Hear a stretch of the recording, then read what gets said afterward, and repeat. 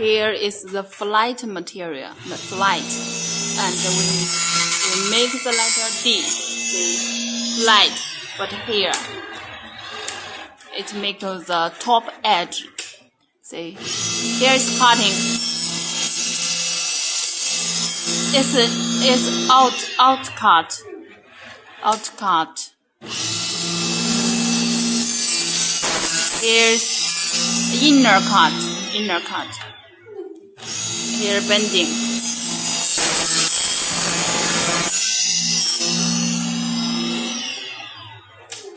This is the inline of the letter D.